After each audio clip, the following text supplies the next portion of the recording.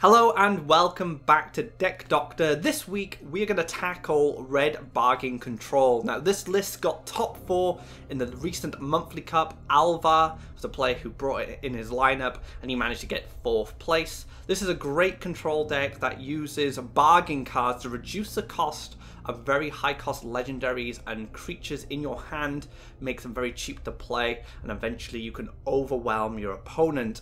You have a lot of area of effect cards in this deck. You have Firestorm, Hellfire, Garadan, Groundshaker, and Ignis to help you make massive board wipes and swing on the board.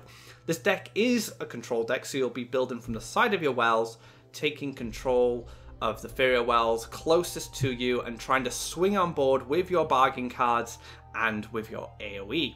So let's get into the deck and take a look at the cards. These are some of the creatures that will act as your Faeria harvesters. Farm Boy being an obvious one for collecting Faeria, costs 1 for a 1/1 that will start gathering from turn 1 onwards. This is really important in bargain decks because you want to be able to gain a lot of Faeria, but on the other hand you don't want to have a lot of cheap creatures because you want your bargain cards to hit high cost stuff. So Farm Boy does fill this role really nicely. You can get him down on turn 1 like I said, but also you can probably play him and the bargain cards so he doesn't get a cost reduction. Cypher is just a great card all around. 5 cost 5/6. It's very powerful. Again, it's going to be able to collect Faeria for you, and it's going to be able to snowball out of control if not respected. However, this isn't the best card to get hit by a Bold Bargainer or an Ogre Dance because it does cost 5 and you want to get more value than that. Red Devil is an amazing card because it gives you ramp. No, its gift effect, gain 5 Faeria, allows you to gain a discount essentially from playing him. He does cost 9, but you gain that 5 back. He's a 6/4, so he can challenge stuff like Groundshakers, Grove Guardians, so he can challenge some of the best mid-range cards in the game. But also, if you hit this card with a bargain card, like Bold Bargain or the Ogre Dance, you're going to be loving it because you're going to gain that additional Faeria as well after he gets his cost reduced by 7. So some great Faeria harvesters there in this lineup. Red loves a good bargain, and Ogre Dance and Bold Bargainer will give you just that. Both these cards reduce a random card in your hand by 7 Faeria. Now there is a bit of RNG attached to these cards, but you can control it to an extent, trying to hit some key cards by playing other cards before you drop your Bold Bargainer or your Ogre Dance. You want these cards to hit your high cost cards like your Red Devils, like Groundshaker's not too bad, Firestorms, Hellfires, the King Magnus. So there's a lot of cards in this deck that benefit from a cost reduction, but you will have to kind of plan it out, and sometimes they'll be out of control. You know, the RNG won't go your way and you'll hit something you don't need. So be sure to plan out your cost reductions in advance if you can. Magnus is another cost reduction based card. Whenever he deals combat or gets into combat with a creature, he'll be able to draw a card for you and reduce its cost to 0. So you can pick up some crazy stuff. 0 cost Garadans, 0 cost Bold Bargainers, a lot of high cost cards in this deck that benefit from Magnus. He also has charge free, which allows you to zip around the board and home in on enemies very easily. This card is fantastic against mono green decks and green red Crackthorn decks, and even mono red decks. Any card that doesn't have hard removal or transform will struggle against this card.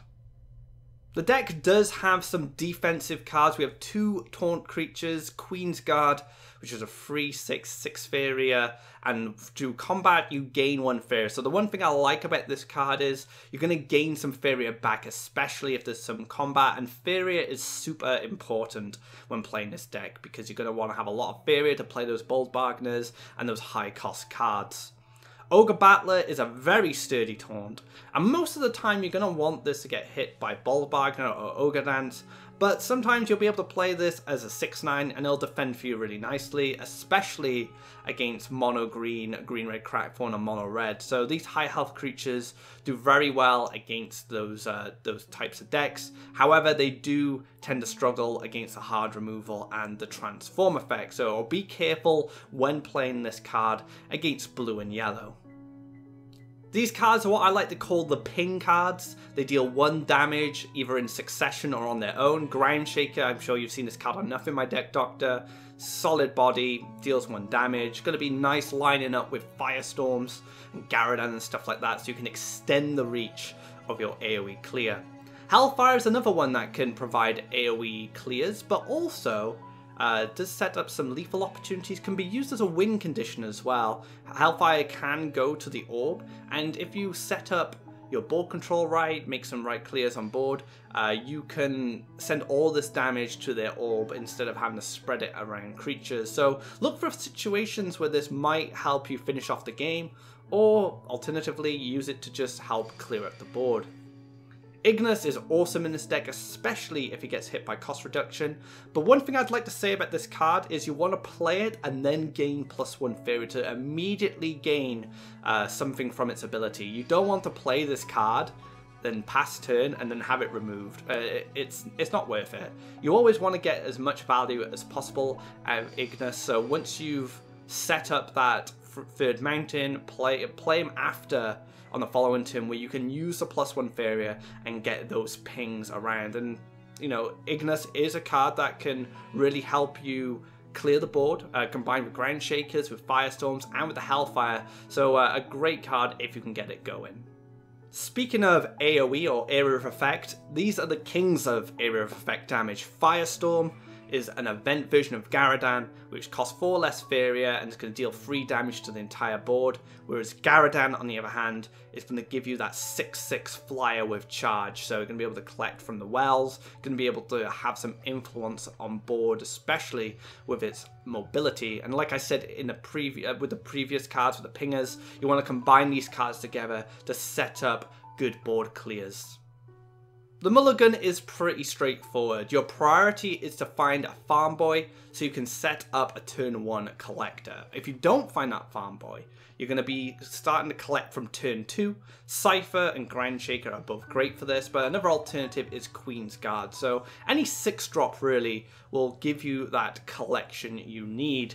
There is some alternative mulligans. You can go for some risky bargain plays, say with Red Devil for example, but personally, I prefer to have solid Faeria harvesters in the early game, so you have enough Faeria to move into the mid game and be able to play all the cards you want.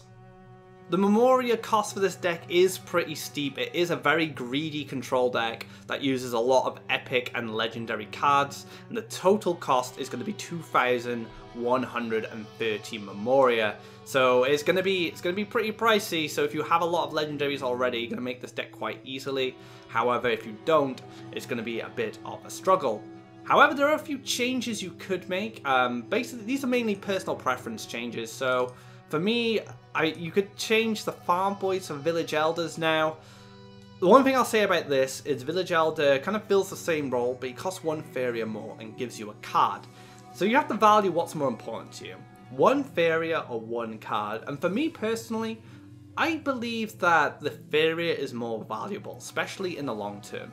You're going to have a lot of cards anyway, especially when you set up, but Faeria could be the problem when going into the mid-late game. So for me, Farm Boy all the way, but a lot of other lists have been running the Village Elder. Another change is if you have him, Baron Fulgar. Now, personally, I'm not a fan of this card. I've used it in the past in old bargain decks, and your opponent can just ignore him.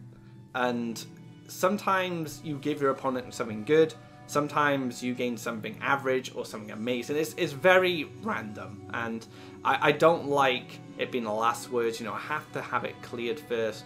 I want to set up very sturdy creatures in this deck, so I personally don't use it. One change you could make is removing a Queen's Guard and Aaron the Baron if you like a bit of spice in your bargain list. As for the other legendaries in the deck, they're very hard to remove because this deck is very greedy. It wants to play these powerful legendaries, but say you're missing a legendary, you could probably put another Ogre Battle in to fill that spot until you find that last legendary you need. I want to talk about the strengths and weaknesses, but I also want to talk about the matchups at the same time. Now, this deck has the problem of having the tools to deal with everything, but if it draws the right cards, it'll do well, but if it draws the wrong cards, it will get crushed. A good example is blue jump and yellow events are very vulnerable to area of effect cards and board clear cards like Firestorm, Groundshaker, Garadan, but are very good against big creatures like Magnus and Ogre Battler. On the flip side, AoE cards are not very good against, say, mono green or green red Crackthorn, but cards like Magnus and Ogre Battler can be very good against those decks, especially if they don't find power-ups. So you could say that the deck has kind of 50-50 across the matchups, but it's more complicated than that, and you're going to have to play to your strengths in specific matchups to be able to win them. So let's talk about the strengths and weaknesses. This deck has powerful cards that it can have its cost reduced. So the Bull Bargain, the Ogre Battler, and the Magnus are going to be great at reducing those pretty heavy Faeria cost cards and being able to swing the board in your favour. Massive board clear potential. There's so much AoE in this deck, it's crazy. Firestorm, Garadan, Hellfire, Groundshaker, and Ignis as well. So a combination of those cards can set up big board clears, especially if you hit some of these cards with the Bold Bargainer or the Ogre Dance beforehand and able to combo two AoE cards together. Bargain cards can swing matches, so yeah, like I said in the previous statements, you know, you can get big creatures out very easily if you get the right bargain, and again, you can get big AoE clears out easy. So your bargain cards can have big swings, and they can win you matches in right situations. Cost reduction can rely on RNG, so if you have a handful of cards, you might not hit the one you need with the bargain cards to set up certain situations. So be careful with drawing a lot of cards. Faeria is much more valuable, so +1 Faeria can often be better than +1 card. If you have limited cards in your hand, your bargains will become more accurate. Vulnerable to hard removal, like I said, big creatures, vulnerable to Last Nightmare, Frogify, especially when your opponent has board. So if you want to drop big creatures in those matchups, like blue jump or yellow events, use an AoE first, clear the board, and then drop the big creature with the hard removal or the transform isn't as crippling because they won't have a board to advance with. Power-ups can be problematic, so a green deck with a lot of power-ups can kind of overrun your creatures. Red will always have the problem with dealing with big creatures, and that doesn't change with Bargain. You can make it easier with the removal cards like Hellfire and Firestorm, but most of the time, if there's a big Oak Father or Virgin Force marching towards your orb with a couple of Elderwoods on it, you're going to really struggle with it. Land placement is pretty straightforward. You just want to set up harvesters on the wells on the side of your orb. If you have the Explore card, you can go Explore Mountain, and that gives you a mountain next to the well. So if you can set up those mountains on the wells, that's going to be beneficial, because when you play a creature, if they stick around for a turn, you get to collect some Faeria as well. Eventually, you're going to want to push up towards your opponent, setting up an aggressive mountain, and just pump out some form of creature to start dealing damage. And once that creature starts getting in damage, if you take control of the board, you can support it with Hellfire to get that additional damage in to find the lethal.